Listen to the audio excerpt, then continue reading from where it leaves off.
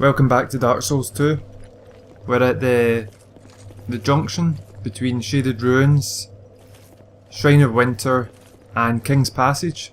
No, not King's Passage. Anyway, we've got these goblins to take care of because we're going to go and pick a ring up first before we head up to the Shaded Ruins. There's at least, I think, yeah, I was going to say there's at least about 5 or 6 goblins around here. And just be careful if your attention's focused on that guy to the left. These goblins can sneak up on you quite quickly. They're susceptible to being hit by a hammer, so hammer class weapons work really well against them. They have a range of different health points, like the hammer guys have more, the fist guys less, and the rock guys even less. Drop gems and some basic weapons, and easy individually, a bit annoying if they gang up on you. Just like a lot of enemies in Dark Souls 2. Before we get to the Shaded Ruins, make sure you bring iron arrows or heavy bolts. You want to get the Ring of Whispers from Shalquar, the cat, back at Majula. And bring poison arrows or knives, poison thrown knives, and a fragrant branch of yore. So there's a few items to remember to bring with you to the Shaded Ruins. And we've got another rock thrower around here. If you go down that path, the one that I was looking down a second ago, it takes you to quite an interesting place, but we'll be going there in later episodes. And there's a familiar enemy down there. So the reason I came around here was to pick this item up. It's a Ring of Life Protection, another one. It's just handy to have a few of them in your possession, just when you're doing boss fights and whatnot, and going to take risks that you wouldn't normally take. Anyway, we're in Shaded Ruins. You'll remember this bonfire, we came to it before when we were in the foggy part of the woods, picking up the Chloranthy Ring +1. So yeah, to make your way through the level, come up here, watch out, there's one of these curse pots above there. Just use an iron arrow or a heavy bolt to take it out. And you're unfortunately going to encounter quite a lot of them in this area. And they are a bit of a pain in the bum because they take away your humanity. They make you hollow basically if you stand too close to them and you let the bar build up. These guys are Lion Clan warriors. They have like infinite poise and they're almost impossible to stun. In fact, I've never stunned them, I don't think.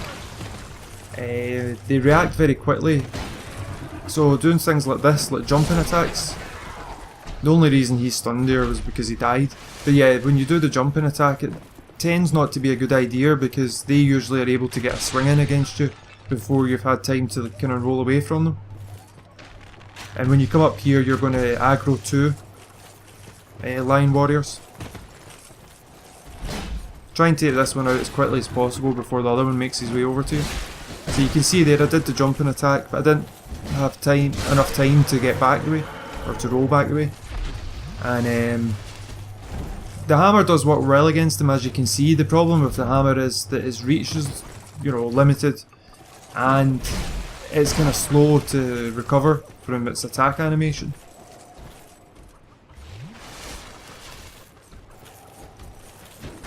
But if you've got a decent amount of adaptability, you can roll through quite a lot of their attacks. Remember, it's the agility part of the adaptability stat that gives you iframes.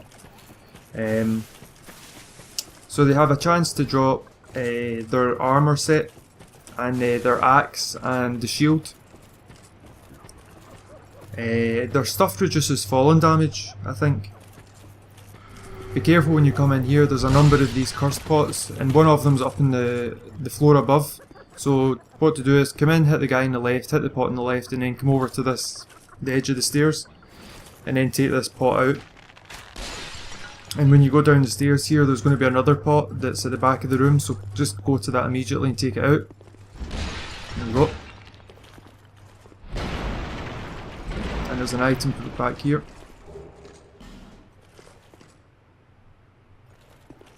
So when we come into this next room, we're going to meet an interesting character.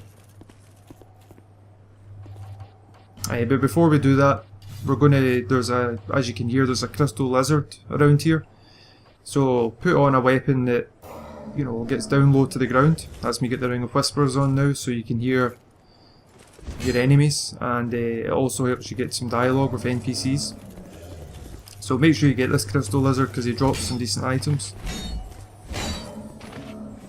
Should really upgrade my halberd. Chunk. The titanite chunk is very useful. And the bolt stone is for lightning infusion in your weapons with Macduff's workshop. We'll get back to that item soon. In the chest. Anyway, let's talk to this NPC. This is Tark. Not Tarkus. I don't believe this is Tarkus. Are you not afraid of me? Tarkus fell to his death on the rafters of the building in Anor Londo. Back when they see me, make an attempt on my life. But you are different. We once had a master. I think he's talking about Seif the Scaleless here. Long, long ago. But he was born with a fatal flaw. He resented those who had what he lacked and became fully mired in hatred. And that sounds like Seif hated the fact that he was, you know, born without scales. This madness that he conjured up, we strange creatures. And we know that Seif liked to meddle with, you know, different creatures. Eventually, his solitude and tried to combine different creatures into one whole. What it was that he truly lacked. And what he truly lacked was what? Humanity, happiness. Or where our master has gone. I guess humanity doesn't make sense because it was a dragon we're talking about here, but myself and my better half. Empathy maybe is a better word. But he's talking here about. I wish to ask a favor. He's talking here about the area boss. I Scorpioness Nachka. my betrothed. Once, I always found her at my side. But as time went on, things went awry. She became violent, raging uncontrollably. So she hollowed, presumably? Eventually she came after me. Where he's been able to maintain a semblance of ever since. humanity, or whatever you want to call it. We seem to be at a standstill. The wounds we exchange are never lethal. I was born of my master's madness. Perhaps this is some curse. I will be sure to assist you in return. So he mentioned at one point the fact that Past is a distant fog. only he and his partner Scorpioness Nachka can speak, you know, English or whatever, speak language, communicate with our character. So something I've never tried is to use the Ring of Whispers in the actual boss room and see if she's got any dialogue. And this is the Lion King, or the Braided Lion Warrior, or something he's called. Hits like a tank. Has more health than the other Lion Warriors. I don't know specifically what's special about this guy in terms of, you know, his placement here, the lore that surrounds him or anything.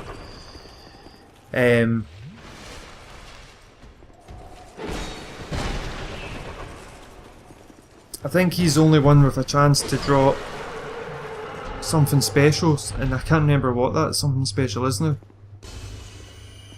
But there's a lot of odd creatures around here. Sorry, let me speak about this. That item, first of all, that I didn't pick up was a torch.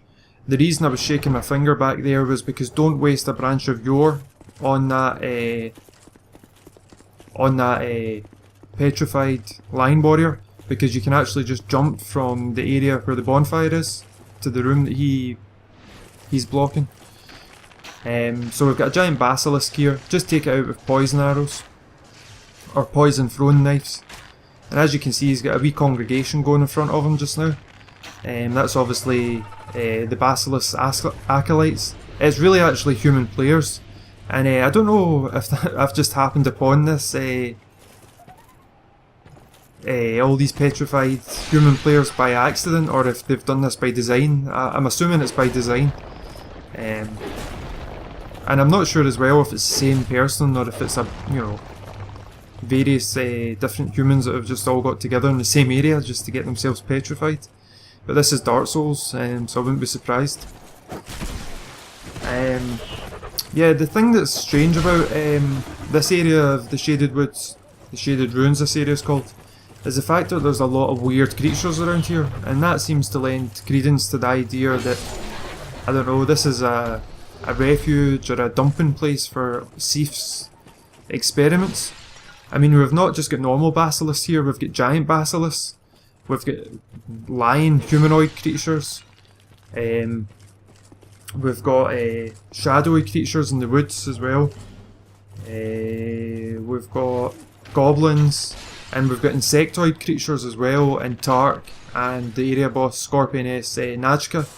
So yeah, there's definitely something very weird about all the creatures around here, and I think it definitely ties in with Sif the Scaleless. The item that we picked up in the chest was the Dark Scythe. Not particularly useful in my opinion. I was just coming to make sure if I'd got that item over there in the chest, and if I remember correctly, it was something like Sublime Bone Dust or Petrified Bone something or other. Yeah, be careful here, this floor gives way. And you'll fall into an area that's got a number of basilisks, so just be careful. And there's some nasty pools of acid down there as well, but we'll talk about that in a few minutes. I love how the cursed pots mock you and laugh at you. I just wish that these lion warriors were able to be stunned in some way, because even if you smash them with, you know, large club or giant club, they don't flinch. It's as if you've not even, you know, it's as if you've tickled them with a feather or something.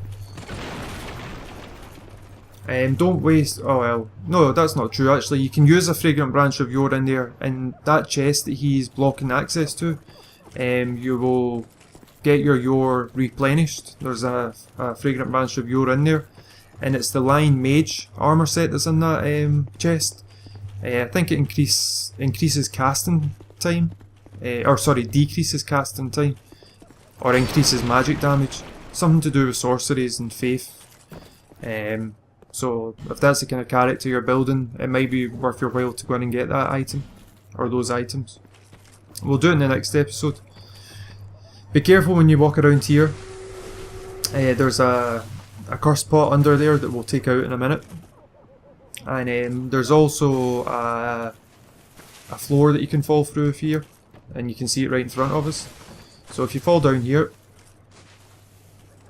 you've got a chest first of all, and you've also got an elderly chap in his roller. And you can see we've got this ornate, it looks like a gazebo. Well, it's not a gazebo, because a gazebo is something totally else. What am I talking about? Sorry. I think he's referring to the fact that we were using human effigies and consuming lots of souls to stave off the hollowing process and remain human. And he's hinting at things to come in the future. And when he says that, I wonder if he means that events repeat themselves all the time. So it doesn't matter what we do, we're destined to repeat all this again. And in the true sense of the word, you don't have a future if that's the case.